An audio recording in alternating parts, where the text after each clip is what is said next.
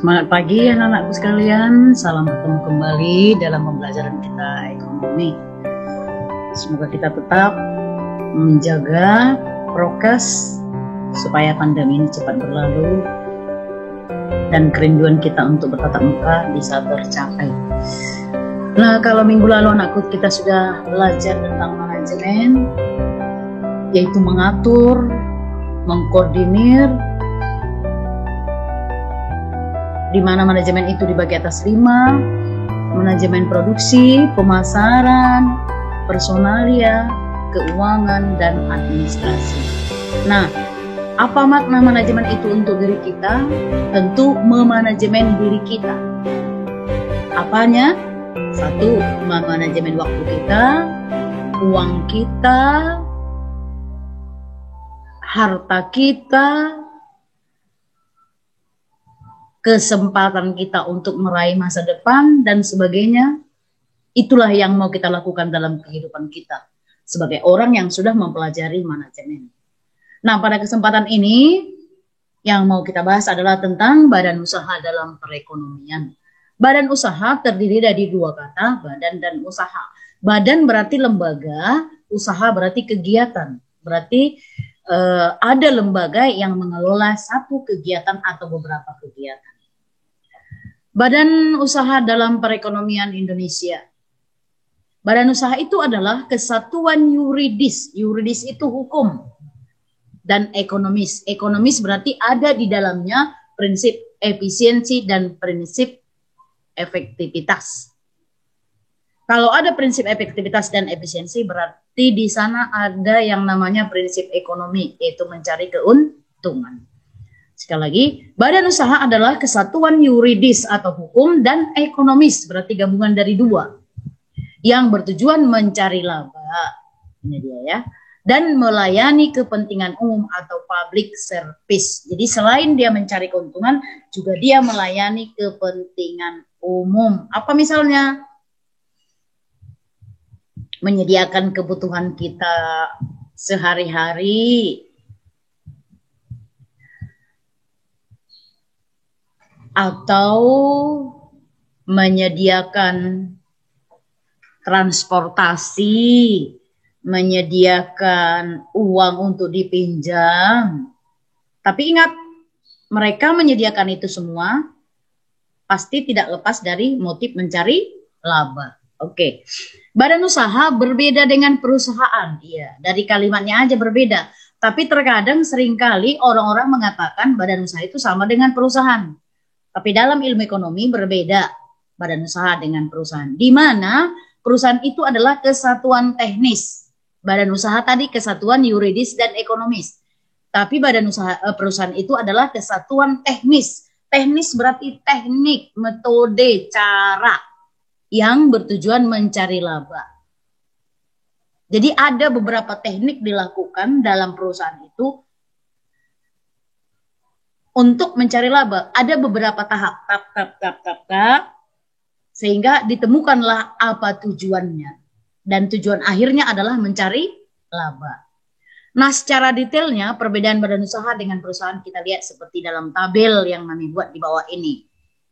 Badan usaha dan perusahaan. Dari segi tujuan, badan usaha itu mencari laba di samping memberi pelayanan.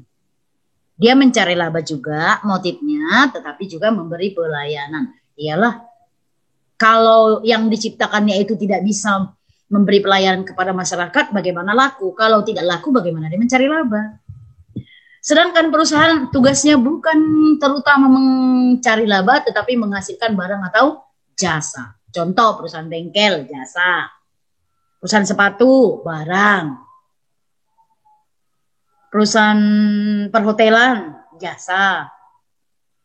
Perusahaan Indofood, barang. Nah, itu dia. Dari segi fungsi, badan usaha itu adalah kesatuan organisasi atau badan atau lembaga untuk mengurus perusahaan. Jadi badan usaha itu adalah alat perusahaan untuk alat badan usaha untuk mengurus perusahaan. Berarti di dalam badan usaha itu ada perusahaan.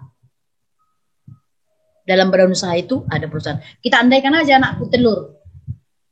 Di dalam putih telur itu ada kuning telur. Kuning telurnya itulah perusahaan. Putih telurnya itulah badan usaha. Jadi perusahaan itu, badan usaha itu adalah alat yang digunakannya untuk menjalankan perusahaan. Berarti badan usaha itu tidak boleh lepas dari perusahaan. Dari segi aspek bentuk, dari aspek bentuk, badan usaha itu tadi sudah dikatakan berbentuk yuridis atau hukum yang dapat berbentuk PT, CP, firma, koperasi. Ada bentuk hukumnya, ada dasar hukumnya. Sedangkan bentuk dari perusahaan itu hanya berupa pabrik, bengkel, atau unit produksi. Pabrik sepatu, bengkel mobil, unit produksi, produksi makanan, produksi kain, produksi odol dan sebagainya. Itulah perbedaan antara badan usaha dan perusahaan secara mendetail. Ingat ini anakku nanti ya, kemungkinan besar dalam ulangan harian akan keluar perbedaan badan usaha dan perusahaan ini. Nah, kita lanjut dengan jenis badan usaha. Jenis badan usaha. Tadi badan usaha itu berbeda dengan perusahaan. Sekarang apa sajakah jenis badan usaha itu? Berdasarkan kegiatannya yang dilakukan badan usaha itu terbagi atas. Ini Mami singkat EKIN Perja supaya lebih gampang menghafalnya. Apa itu EKIN?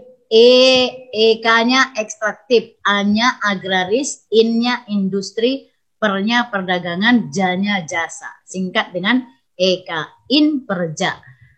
Ekstraktif, EK-nya ekstraktif, A agraris, IN industri, Per perdagangan, J jasa. Nah ini dia kita lihat. Ekstraktif, agraris, industri, perdagangan, jasa. Nah apa itu yang dimaksud dengan jasa? Maaf, apa itu yang dimaksud dengan ekstraktif? Ekstrak. Kelebihan. Ekstra bonus. Boleh dikatakan dengan kata bonus. Hadiah. Kira-kira begitu. Arti kata bahasa Indonesianya. Jadi ekstraktif itu adalah mengambil hasil alam tanpa mengolah lebih dahulu. Berarti Tuhan menjadikan alam ini langsung kita panen. Berarti bonus kepada kita. Enggak disuruh dulu kita menanam, tapi langsung boleh memanen. Itu tadi bonus tadi atau hadiah. Apa itu? Menebang hutan. Kalau menebang hutan berarti hutannya bukan ditanami sendiri, tapi menebang hutan yang hutannya sudah tersedia. Tambang minyak. Tambang minyak itu nggak pernah kita tanam minyaknya. Baru kita tambang, tidak. Tambang batu bara. Mengambil pasir di sungai. Mengambil batu di pegunungan. Tidak pernah kita mulai dengan menanam. Kita tinggal mengambil, dikasih Tuhan bonusnya. Hadiahnya buat kita. Itulah ekstraktif. Jadi ingat aja, ekstra, bonus, berarti diberi ke Tuhan. Apa itu? Tinggal mengambil. Atau titen. Ekstraktif, titen. Apa itu titen? Tinggal tenang. Tanpa harus mengolah lebih dahulu. Ambil saja. Oke, itu kalau ekstraktif. Ingat ya, ekstraktif itu bonus, hadiah. Atau titen. Tinggal tenang. Tinggal tenang berarti mengambil hasil alam tanpa mengolah lebih dahulu. Oke, yang kedua agraris. Ingat aja agraris itu berpertanian. Kalau pertanian berarti mengolah tanah. Mengolah tanah atau alam untuk menghasilkan barang. Misalnya, mengolah tanah itu jadi bentuk pertanian. Pertanian padi, pertanian coklat, pertanian kelapa sawit, dan sebagainya. Peternakan lembu, peternakan B2, peternakan ayam. Perikanan, tanah itu diolah menjadi bentuk kolam sehingga terjadilah namanya perikanan. Perkebunan coklat tadi, perkebunan sawit, perkebunan teh di Sidamanik dan lain-lain. Itu artinya tanahnya diolah. Tanahnya tadi diubah menjadi bentuk pertanian, bentuk peternakan, bentuk perikanan, bentuk perkebunan. Oke, sekarang industri. Industri itu dalam industri itu tentu ada mesin-mesin. Jadi industri itu adalah mengolah bahan mentah menjadi barang setengah jadi dan barang jadi. Misalnya kapas menjadi benang, benang menjadi kain, dan kain jadi pakaian. Namanya mengolah bahan mentah sampai dia menjadi barang jadi, disebutlah industri. Kemudian perdagangan. Ingat kata dasar perdagangan adalah dagang. Kalau berdagang berarti ada kegiatan jual beli. Jual beli. Jual beli atau beli jual? Tergantung ya di mana penempatannya. Perdagangan adalah kegiatan menyampaikan barang dari tangan produsen ke tangan konsumen. Dari tangan produsen sampai ke tangan konsumen. Petani menghasilkan sayur dari ladang, itu harus dijual ke pasar. Supaya apa? Supaya sampai ke tangan konsumen. Kalau petani itu tetap membuat sayurnya tetap di ladang tanpa menyampaikan atau memindahkan sayur tadi ke pasar, itu namanya bukan perdagangan. Jadi ini misalnya menjual kebutuhan sehari-hari. Yang kelima, jasa. Jasa berarti berupa servis. Itu kegiatan memberikan layanan kepada masyarakat. Misalnya bank. Bank itu melayani kita dalam hal uang. Hotel melayani kita dalam penginapan. Alat angkut melayani kita dalam transportasi. Jadi ingat EKIN, kerja. Ekstraktif, agraris, industri, perdagangan, jasa. Ingat 5 ya anakku. Oke, yang kedua berdasarkan kepemilikan modal. Ada BUMS, Badan Usaha Milik Swasta. Itu pribadi, bukan pribdi ini ya, ulang A-nya. Atau masyarakat, di mana modalnya dari swasta yang terdiri atas ada 2. BUMS nasional atau dalam negeri, atau yang sering kita sebut dengan PMDN, penanaman modal dalam negeri. Yang kedua ada BUMS asing, dikuasai oleh swasta tapi dari luar negeri. Istilahnya ini namanya PMA, penanaman modal asing. Jadi badan usaha itu ada badan usaha nasional berarti dalam negara, ada badan usaha asing berarti di luar negeri. Dari luar negeri. Dalam negeri itu namanya PMDN, dalam luar negeri namanya PMA. Ada juga BUMN atau negara, badan usaha milik negara, di mana modalnya berasal dari pemerintah. Misalnya PT Kereta Api, PT, tapi dia milik negara. C, BUMD, badan usaha milik daerah, di mana modalnya berasal dari pemerintah daerah. Misalnya BPDSU, Bank Pembangunan Sumatera Utara, berarti modal bank itu berasal dari pemerintah Sumatera Utara, pemerintah daerah Sumatera Utara. Ada yang namanya BUC, badan usaha campuran, di mana modalnya dari pemerintah dan swasta, berarti kerjasama atau join.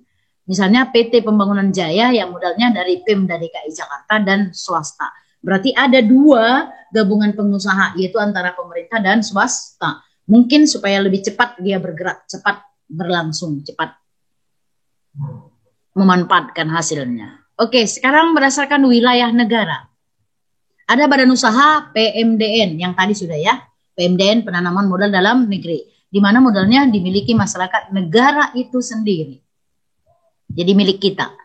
Yang kedua, badan usaha penanaman modal asing. Di mana modalnya dimiliki oleh orang asing yang berada di Indonesia. Orang asing datang ke Indonesia menanam modalnya. Jadi mengusahakan sesuatu di Indonesia, dia membawa modal dari sana. Namanya PMA, penanaman modal asing. Oke, berdasarkan Undang-Undang RI nomor 9 2003 tentang BUMN dikatakan di sana, BUMN itu adalah badan usaha yang seluruhnya atau sebagian besar modalnya dimiliki oleh negara melalui penyertaan secara langsung yang berasal dari kekayaan negara yang dipisahkan. Jadi kita mau mulai tentang BUMN. Badan usaha yang seluruhnya, jadi boleh seluruhnya itu modalnya dari negara atau boleh sebagian yang dimiliki oleh negara melalui penyertaan secara langsung yang berasal dari kekayaan negara yang dipisahkan. Itulah BUMN. Nah, ini ada peran BUMN. Apa sih perannya? Kegunaannya? Sejauh mana keberadaan BUMN itu dalam perekonomian? Yang pertama sebagai penghasil barang dan jasa. Ya otomatis. Karena BUMN yang utama dalam suatu negara yang menyiapkan segala kebutuhan masyarakat. Nah, BUMS itu ngapain? Membantu BUMN menyiapkan yang belum mampu disiapkan oleh BUMN. Jadi yang utama menghasilkan barang dan jasa adalah BUMN. Yang kedua sebagai pelopor. Tahu artinya pelopor, nakku? Pelopor berarti pelopor pemuka yang memelopori, membuka usaha itu pertama, dan setelah yang lain diajari, nah diteruskan oleh yang lain. Jadi sebagai contoh, sebagai orang yang memulai, badan yang memulai satu kegiatan itu. Ya kemungkinan besar usaha swasta belum berani memulai itu, nah boleh dipelopori oleh BUMN. Yang ketiga, menyediakan lapangan pekerjaan bagi masyarakat sehingga mengurangi jumlah pengangguran. Dengan menghasilkan barang dan jasa, kan berarti terbuka lowongan pekerjaan. Kalau terbuka lowongan pekerjaan, berarti ini adalah satu hal untuk mengurangi jumlah pengangguran. Jadi kamu bayangkan kalau nggak ada dihasilkan barang dan jasa, berarti nggak ada lapangan kerja. Kalau tidak ada lapangan kerja, yang menganggur itu ya tetaplah menganggur. Seperti pada masa pandemi ini ya, banyak sekali bidang-bidang usaha yang tutup. Contoh paling dekat, cateringan banyak yang tutup, kos-kosan banyak yang tutup. Terkadang jual-jualan juga banyak yang tutup karena nggak ada yang beli. Jadi memang sangat memprihatinkan. Lowongan pekerjaan yang dulu tersedia bagi masyarakat sekarang sebagian besar di PHK karena tidak sanggup perusahaan itu menggaji karyawannya, terpaksa dirumahkan. Yang keempat, memberikan pengarahan serta bantuan untuk para pengusaha golongan ekonomi lemah, baik itu untuk koperasi maupun UKM, usaha kredit menengah, memberikan pengarahan serta bantuan, pengarahan, mengarahkan. Jadi seperti ini, sebagai kelanjutan dari pelopor tadi. Jadi tidak hanya memelopori, tapi diberikan juga pengarahan serta bantuan kepada usaha itu supaya lebih cepat dia berproses, lebih cepat dia memberikan manfaat, kira-kira demikian. Yang kelima, memberikan sumbangan untuk mempercepat pertumbuhan ekonomi secara nasional. Karena memang badan usaha yang pertama digerakkan adalah yang digerakkan oleh BUMN. Sehingga dengan berdirinya BUMN itu membuka lowongan pekerjaan tadi, mengurangi pengangguran, memenuhi kebutuhan barang dan jasa, itu akan mempercepat kegiatan pertumbuhan ekonomi. Oke, yang keenam, menjadi perintis usaha. Perintis tadi di sini udah disinggung juga pelopor, perintis pembuka yang belum dilaksanakan oleh koperasi dan pihak swasta, seperti menyediakan kebutuhan masyarakat dengan barang dan jasa yang bermutu serta memadai. Jadi mana yang belum dimulai oleh BUMS atau koperasi, nah badan usaha milik negara lah yang memulainya, merintis sambil mengajari pihak koperasi dan pihak swasta. Setelah pihak koperasi dan pihak swasta mulai bisa berdiri sendiri, berdikari, maka tugas BUMN melepaskan. Buka lagi yang usaha yang lain. Kira-kira begitu. 7, menjadi sumber pendapatan negara dari pendapatan non-pajak. Kurangkannya ini ya. Dari pendapatan non-pajak untuk mengisi kas negara. Dari non-pajak. Apa misalnya? Hibah, bantuan. Yang ke-8, mencegah agar cabang-cabang produksi yang penting tidak dikuasai oleh sekelompok masyarakat tertentu. Sekali lagi Mami ulangi, mencegah agar cabang-cabang produksi yang penting, tentunya penting bagi masyarakat, tidak dikuasai oleh sekelompok masyarakat tertentu. Misalnya begini, jangan sampai kebutuhan sembako itu dikuasai oleh pihak-pihak tertentu. Kenapa? Karena sembako itu adalah kebutuhan yang sangat penting. Sembako, 9 bahan pokok. Ini tidak bisa dikuasai oleh sekelompok tertentu. Kenapa? Kalau dia dikuasai oleh sekelompok tertentu, maka kelompok itu akan membuat harganya selangit, alias tidak terjangkau oleh konsumen. Padahal itu kebutuhan penting. Nah, mencegah inilah, maka pemerintah datang, hai, aku datang. Jangan pernah kau buat harga beras itu 20.000 per kilo ya. 10.000 minimal. Maksimal 10.500. Misalnya. Kenapa? Karena beras itu adalah bagian dari sembako, 9 bahan pokok. yang merupakan kebutuhan penting bagi masyarakat. Nah, kalau itu tadi peranan BUMN, nah kita lihat dulu peranan BUMD. Peranan BUMD. Yang pertama, membantu perkembangan industri. BUMD, Badan Usaha Milik Daerah. Katanya peranannya membantu perkembangan industri tentu di daerah. Misalnya ada industri batik kecil-kecilan di daerah itu, milik pribadi. Nah, supaya dia cepat berkembang oleh pihak pemerintah daerah, boleh dibantu dalam hal satu, boleh dibantu dalam modal, boleh dibantu dalam peralatan, boleh dibantu dalam bentuk bahan bakunya. Supaya apa? Supaya perusahaan batik tadi, usaha batik tadi bisa cepat berkembang. Kalau cepat berkembang, berarti produksinya makin banyak. Ingat, kalau produksinya makin banyak, harga jualnya semakin terjangkau. Kalau harga jualnya semakin terjangkau, maka konsumennya akan semakin lebih banyak. Kalau keuntungan perusahaan tadi lebih banyak, berarti pajaknya kepada negara, kepada daerah juga akan semakin banyak. Itu dia. Yang kedua, bersama-sama dengan masyarakat mewujudkan kestabilan ekonomi. Jadi masyarakat dengan pemerintah daerah setempat akan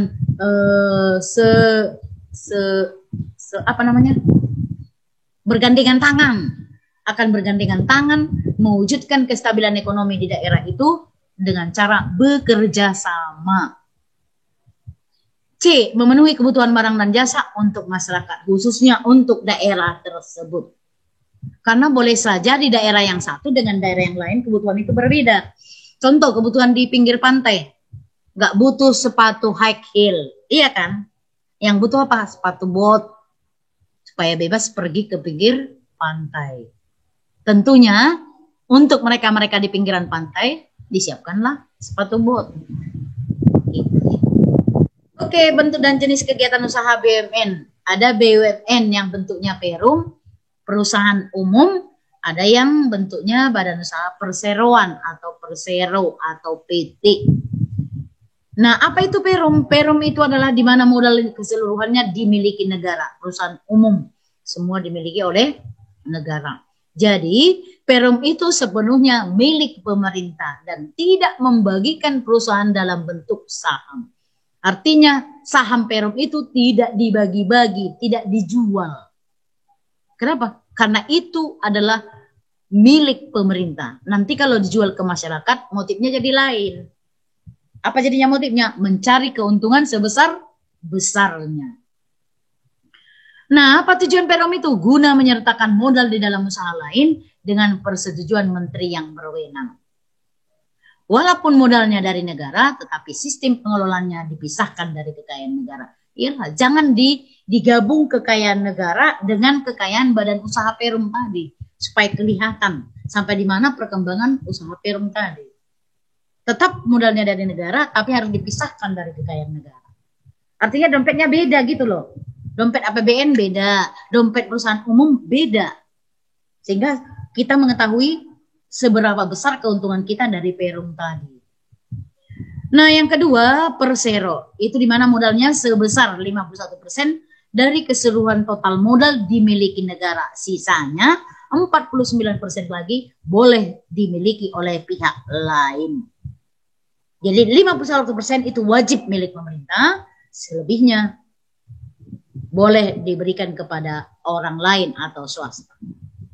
Bedanya hanya 1% ini ya.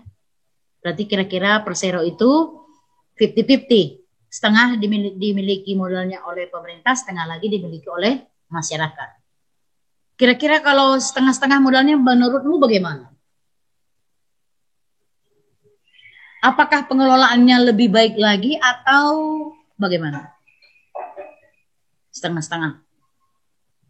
Jelas, pasti akan lebih baik lagi. Kalau pengelolaan satu usaha itu dilakukan dalam bentuk kerja sama. Jadi saling mengisi. Apa yang kurang yang diusahakan oleh negara akan dilengkapi oleh swasta. Apa yang kurang yang diusahakan oleh swasta akan dilengkapi oleh negara. Jadi negara harus mendominasi kepemilikan saham badan usaha milik negara, di mana sebagian besar dari pekerja di Persero itu adalah PNS atau pegawai negeri sipil. Oke, sekarang apa sih maksud dan tujuan pendirian BUMN? Apa maksudnya?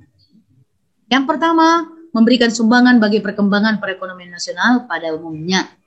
Memberikan sumbangan bagi perkembangan perekonomian nasional pada umumnya dan penerimaan negara pada khususnya.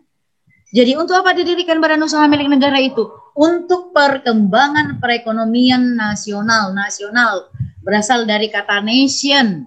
Nation itu bangsa atau negara. Jadi tujuan yang pertama untuk negara. Berarti secara umum. Sedangkan secara khusus berarti salah. Kalau perekonomian nasional itu secara umum, perekonomian negara secara khusus.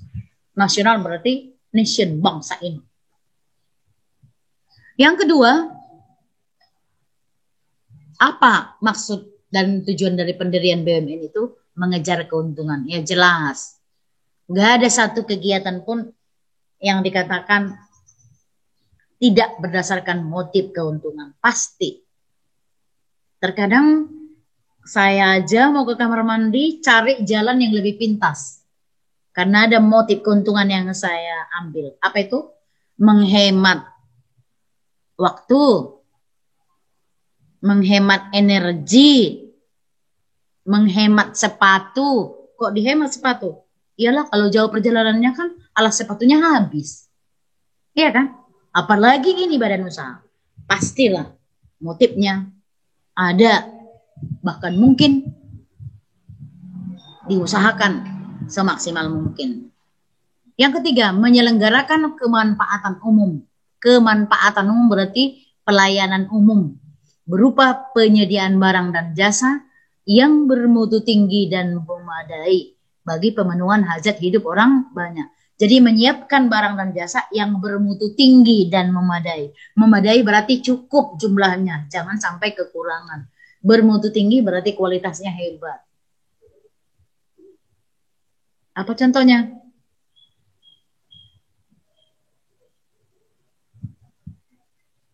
Kereta api misalnya.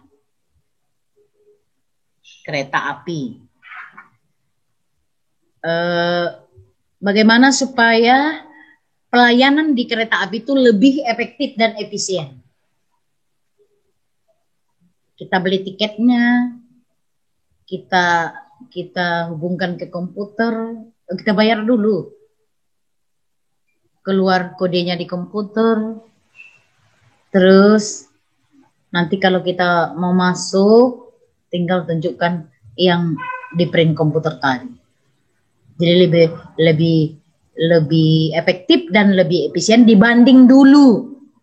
Kalau dulu mau mengambil tiket langsung pakai duit berapa orang kali sekian, rame-rame sampai berdesak-desakan. Kalau sekarang tidak, sendiri mengurus, bahkan bayarnya boleh lewat HP. Ada aplikasinya yang bisa membayarkan ongkos kereta api. Yang keempat, menjadi perintis kegiatan-kegiatan usaha yang belum dapat dilaksanakan oleh swasta dan koperasi. Tadi sebelumnya juga sudah dijelaskan itu. Perintis, pembuka jalan. Karena bisa saja tidak ada swasta atau koperasi yang berani memulai kegiatan itu, memulai usaha itu. Nah, oleh BUMN ini harus cepat dilihat yang mau dibuka ini. Setelah dibuka, swasta dan koperasi diajaklah bekerja sama, kemudian dilepaskan. Buka lagi usaha yang lain. Yang kelima, turut aktif memberikan bimbingan dan bantuan kepada pengusaha golongan ekonomi lemah, koperasi dan masyarakat. Tadi juga sudah disinggung, memberikan pengarahan, diarahkan, dibimbing. Begini caranya. Makan itu caranya begini. Sendok makan di kanan, sendok garpu di kiri. Makan itu nggak boleh bunyi-bunyi. Makan itu harus habis. Sebelum makan harus minum. Setelah makan harus minum. Sebelum makan itu harus makan buah, bukan lagi setelah makan baru makan buah seperti dulu-dulu. Kira-kira begitu ini. Diberikan bimbingan bagaimana supaya usaha itu cepat berkembang. Apalagi ini pengusahanya adalah golongan ekonomi lemah. Jadi yang lemah-lemah itu perlu dikuatkan. Caranya supaya diberikan bimbingan secukupnya, bila penting bantuan atau dana. Oke, aku saya kira materi kita tentang badan usaha ini akan memulai menanamkan dalam diri kita bagaimana kira-kira tentang usaha kita di masa yang akan datang. Mungkin kelak setelah kau tamat dari sekolah SMA nanti tidak ada kesempatan untuk kuliah, dengan mempelajari sebagian tentang badan usaha ini, kau sudah bisa membuka badan usaha sendiri yang namanya badan usaha swasta. Ini ada beberapa teorinya yang membimbingmu untuk lebih terarah lagi. Oke, demikian anakku materi kita hari ini. Nah, di sini ada 3 tugas. 1, tuliskan perbedaan badan usaha dengan perusahaan dalam tabel yang 3 tadi dari 3 aspek tadi. Yang kedua, jelaskan jenis badan usaha berdasarkan kegiatan yang dilakukan. Yang 5 tadi, EKN kerja. Yang ketiga, tuliskan peran BUMN dan peran BUMD. Jadi masing-masing dituliskan. Jangan cuma ditulis satu perannya ya. Berapa tadi yang Mami siapkan peran BUMN, berapa Mami siapkan peran BUMD, silakan dibuatkan semua. Oke, nakku. Materi dan catatan dikirim sekaligus dalam 1 PDF. Jangan 2 PDF, lain untuk tugas, lain untuk materi, tidak usah. Satukan aja semua dalam 1 PDF. Ingat, PDF. Kalau kamu masih ada sampai hari ini yang belum tahu membuat PDF, silakan tanya kawanmu. Karena beberapa kali sudah Mami share di grup tentang membuat PDF tadi. Oke. Tetap semangat. Diam di rumah. Jaga kesehatan supaya pandemi ini cepat berlalu. Kita terobati kerinduan kita untuk bertatap muka. Nah, kamu boleh pandangi wajah saya, inilah saya, Mami, guru ekonomi. Jangan ada lagi memanggil saya di CR atau di WA, Pak. Kapan pula guru ekonomimu, Pak? Oke? Tetap semangat.